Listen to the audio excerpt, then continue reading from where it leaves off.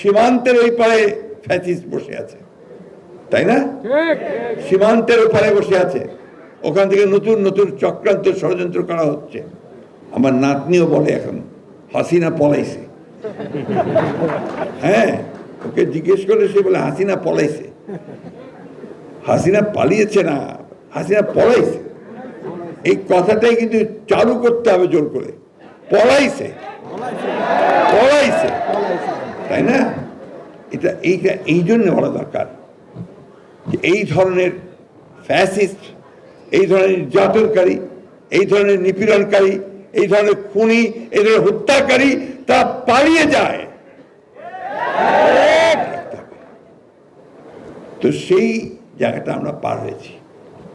এখন একটা অন্তর্বর্তীকালীন সরকার আছে দেশের জন্য, কিন্তু চারদিকে কিন্তু আবার অন্ধকার পাকিয়ে আসছে।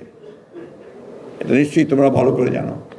আমি খুব কষ্ট পাই, ভীষণ কষ্ট পাই যখন দেখি যে আমাদের ছেলেরা মারামারি করছে কলেজে কলেজে। এই এখন যখন তোমরা এত বড় একটা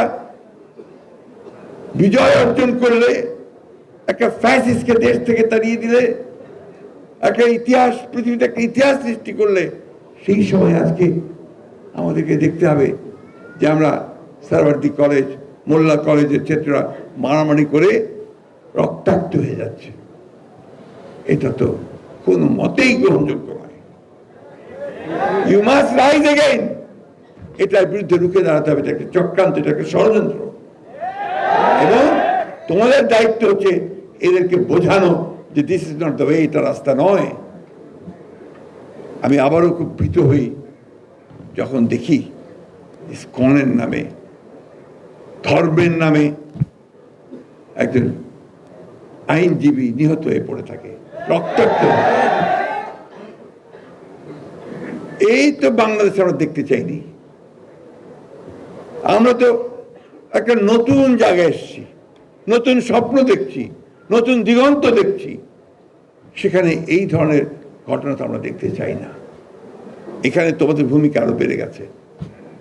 আমি খুব খুশি হতাম যদি দেখতাম যে আমাদের বৈষম্য বিরোধী ছাত্ররা লক্ষ লক্ষ ছাত্রদের মিছিল নিয়ে বেরিয়ে এসছে যে আমরা শান্তি চাই, আমরা এই ধরনের ঘটনা দেখতে চাই না। তাহলে আমি খুশি হতাম। যাই হোক, ইতিমধ্যে অনেকেই এর প্রতিবাদ করেছে। আমার কাছে এই বয়স্ক মানুষ, জীবনের প্রায় শেষ সময় এসে গেছি, একটাই অনুরোধ যে আমরা যেটা অর্জন করেছি সেটা যেন আমাদের বৃথা না যায়। কারণ সীমান্তের ওই পারে ফ্যাসিস্ট বসে আছে, তাই না? সীমান্তের ওপারে বসে আছে, ওখান থেকে নতুন নতুন চক্রান্ত ষড়যন্ত্র করা হচ্ছে। প্রতি মুহূর্তে তার এক একটা ঘটনা ঘটিয়ে সেটাকে ফেনাপ করে পৃথিবীতে বিশ্বে দেখাতে চায় যে বাংলাদেশ নাকি মৌলবাদীদের দেশ হয়ে গেছে, বাংলাদেশে নাকি এখানে সমস্ত সংখ্যালঘু ভাইদেরকে নির্যাতন করা হচ্ছে। এটা করছে না? কি হচ্ছে? করা হচ্ছে। ভারতের পত্র পত্রিকাগুলো থেকে, আমাদের সোশ্যাল মিডিয়াতে এমন ভাবে রাখা হচ্ছে যেন বাংলাদেশে এখন এই ধরনের সমস্ত নিকৃষ্ট ঘটনা ঘটছে। ঘটনা তো তা না। তারা কারা এটা করছে, কেন করছে? আমি কথা এই জন্য বলছি যে এই আনন্দে আমাদের থাকার কোনো অবকাশ নাই যে আমরা জিতে গেছি, সব হয়ে গেছে। আমাদের মাথার উপরে সে খড়গ এখন আছে, এবং চতুর্দিকে কিন্তু তারা চেষ্টা করছে আবার অন্ধকারে নিয়ে যাওয়ার। এই জন্য খুব সজাগ থাকতে হবে, সতর্ক থাকতে হবে।